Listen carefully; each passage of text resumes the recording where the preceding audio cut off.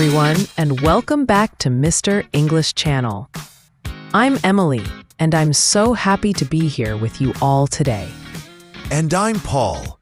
We are so happy to have you join us today for another fun and helpful episode designed to improve your English. That's right, Paul. And before we dive into our topic today, we have a quick favor to ask. If you're enjoying our podcasts and learning with us, please take a moment to subscribe to Mr. English Channel. Share this episode with your friends and hit that like button. It really helps us bring you more great content. Absolutely. Your support means a lot to us. So, Emily, how was your weekend? Oh, Paul, my weekend was wonderful. Thank you for asking. It was a good mix of relaxation and fun activities. What about yours? Mine too. It was a bit busy, but in a good way. I always look forward to the weekend, don't you? It's a great time to recharge. Definitely. And that brings us to our topic for today, everyone. We're going to talk all about your weekend. It's a very common topic in everyday conversation, and it's a great way to practice describing past events in English. Exactly. We'll go through some common activities, useful phrases, and even some tips on how to ask about someone else's weekend. So, Emily, let's start with Saturday. What did you do on Saturday? Well, Saturday started with a lovely family lunch. My parents came over and we had a delicious meal together. It's always so nice to have everyone around the table, sharing stories and laughing. We cooked a big pasta dish, and my mom brought her famous chocolate cake. It was really good. That sounds lovely, Emily. Family lunches are the best. It's a classic weekend activity for many people. It's a time to connect with relatives, share good food, and just enjoy each other's company. What kind of pasta did you make? We made lasagna. It's one of my family's favorites. And after lunch, we just chatted for a while, and the kids played in the garden. It was very relaxed. How about your Saturday, Paul? My Saturday was a bit different. In the afternoon, I went out with some friends. We decided to try that new coffee shop downtown that just opened. You know, the one with the really unique pastries? Oh, I know the one you mean. I've been wanting to go there. How was it? It was great.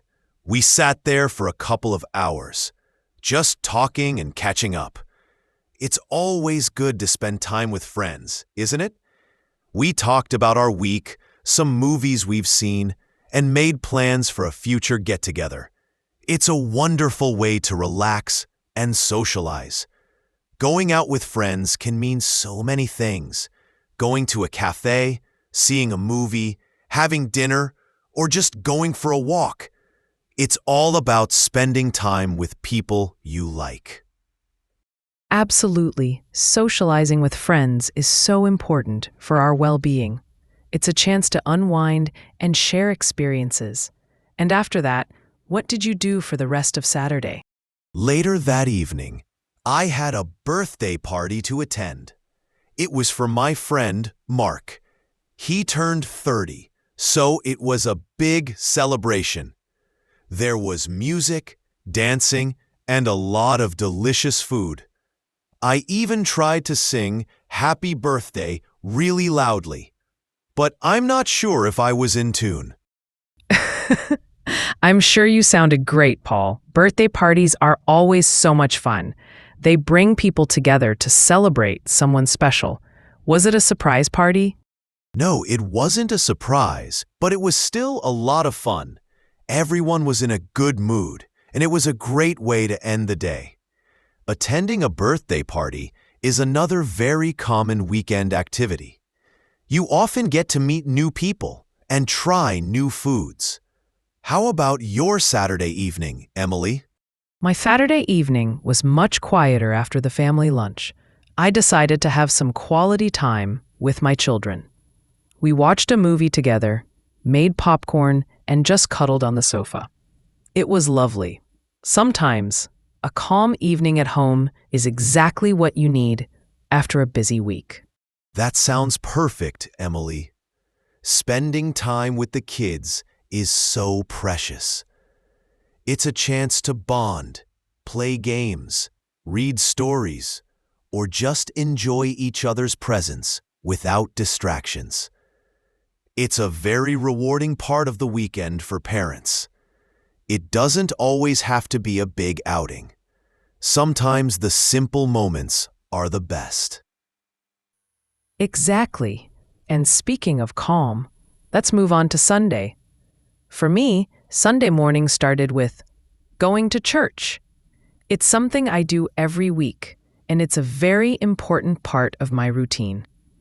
I like to go and thank God for life, for my family, for everything good. It helps me feel grateful and ready for the week ahead. That's a beautiful way to start your Sunday, Emily. Attending church or any place of worship is a significant activity for many people.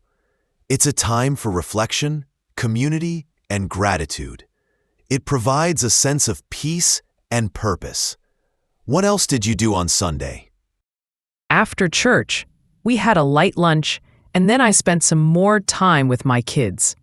We went to the park. They rode their bikes, and I just watched them play. It was sunny and perfect for being outdoors. Simple pleasures, you know? I do know, and my Sunday was also quite relaxed. In the morning, I decided to do some chores around the house. You know, cleaning up a bit, doing laundry, things like that. Not the most exciting, but necessary. Oh, the dreaded chores. But someone has to do them, right? It's part of keeping our lives organized. Then, did you do anything fun? Yes, after the chores, I decided to relax and read a book. I found a quiet spot in my backyard and just enjoyed the peace and quiet. It was a really nice way to unwind and get ready for the new week. Reading a book or just taking some time for yourself is so important. It really is. It's about balance. So we've talked a lot about what we did. Now, let's think about how our listeners can talk about their weekends. What are some good phrases they can use, Paul? Great question, Emily.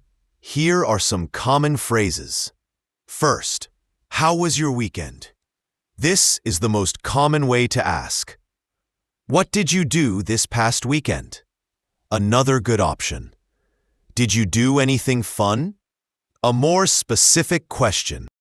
And when answering, you can say, my weekend was great, good, busy, relaxing, or fun. I had a good, relaxing, busy weekend. On Saturday or Sunday, I went to the party, or I spent time with my family. Perfect. And remember to use the simple past tense when talking about what you did. For example, I went to the park, not I go to the park, or I had a family lunch, not I have a family lunch. That's a very important point, Paul. The past tense is key when describing past events. Let's try to make a little role play here. Paul, ask me about my weekend, and I'll answer using some of these phrases. Okay, Emily, sounds good. So, how was your weekend? My weekend was really nice. Thank you. On Saturday, I had a lovely family lunch with my parents, and in the evening, I spent quality time with my children watching a movie. That sounds like a perfect Saturday. And what about your Sunday? Did you do anything interesting? Yes, on Sunday morning, I went to church to thank God for life, which is very important to me. And later, my kids and I went to the park because the weather was beautiful. Excellent. You used had, spent, went, and thanked, all past tense verbs. Our listeners can practice this too. It's all about thinking about what you did and then choosing the right words to describe it. Right. And don't be afraid to add details. Instead of just saying, I ate lunch, you can say, I had a delicious family lunch with my parents. The extra words paint a clear picture. And it makes your English sound more natural and fluent. Let's think about some other common weekend activities that our listeners might do. How about going shopping? Many people enjoy shopping on the weekend, whether it's for groceries, clothes, or just browse. Good one. Or doing some gardening if you have a yard. It's a relaxing way to spend time outdoors and make your home look nice. Yes, and for those who love sports, playing or watching a game is very popular. Maybe you played soccer with friends or watched a football game on TV. Or exercising, going for a run, hitting the gym, or taking a yoga class. Weekends are a great time to focus on your health. Absolutely. And for many, the weekend is also a time to relax at home. Maybe just watching TV, reading, or listening to music. Not every weekend has to be packed with activities. That's very true. Sometimes doing nothing is exactly what you need. It's about recharging. So, here are a few tips for our listeners when they want to talk about their weekend. 1. Keep it simple. You don't need to describe every single minute. Focus on the main activities. 2. Use descriptive words. Instead of "it was good," try "it was relaxing," "it was exciting," or "it was busy." 3. Practice with the simple past tense. This is crucial. If you're unsure, look up the past tense of common verbs. 4. Listen actively. When someone asks you about your weekend, also be ready to ask them back. It shows you're engaged in the conversation. 5. Don't worry about mistakes. The most important thing is to communicate. Everyone makes mistakes, even native speakers sometimes. Those are fantastic tips, Emily. Remember, the goal is to communicate and share your experiences. The more you practice, the easier it will become. And it's a great way to learn about other people too. When you ask someone about their weekend, you often discover new things about their life, their hobbies, and their family. It really helps build connections. So next time you meet a friend or colleague, try asking them, "How was your weekend?" and see where the conversation goes. Exactly. It's a natural way to start a friendly chat. And don't forget to prepare a few sentences about your own weekend, even if it was just staying home and watching movies. Right. Every weekend has something interesting to share, even if it's just a moment of peace or a quiet activity. So, Paul, looking ahead, do you have any plans for the upcoming weekend? Let me think. I'm hoping to visit a museum I haven't been to yet, and maybe try out a new recipe for dinner on Saturday. How about you, Emily? Sounds fun. I'm planning to take my kids to a local festival on Saturday, and on Sunday, I'll probably have a relaxed day at home. Maybe catching up on some reading. Wonderful. It's always good to have something to look forward to. Well, everyone, we've had a great time talking about weekends today. We hope this episode helps you feel more confident when discussing this common topic in English. Remember all the different activities we mentioned: family lunch, going out with friends, birthday parties, time with kids, going to church, chores, reading, shopping, gardening, playing sports, exercising, and just relaxing at home. You can use these ideas to talk about your own weekend. And don't forget those key phrases for asking and answering. Practice makes perfect. Try to describe your last weekend to a friend or even just to yourself in English. That's a great idea, Emily. Just speaking out loud helps a lot. So, before we say goodbye for today, we want to ask you again. Please subscribe to Mr. English channel if you haven't already. And if you found this episode helpful, please share it with anyone who is learning English. It helps us reach more learners like you. And finally, we would love to hear about your weekend. Please leave a comment below this episode and tell us, what did you do last weekend? We love reading your messages and learning about your lives. Yes, tell us what fun or relaxing things you did. We can't wait to read them. Thank you so much for joining us on Mr. English channel today. We appreciate your time and dedication to learning English. We'll be back soon with another exciting topic. Until then, keep practicing and have a wonderful week. Bye, everyone. See you next time.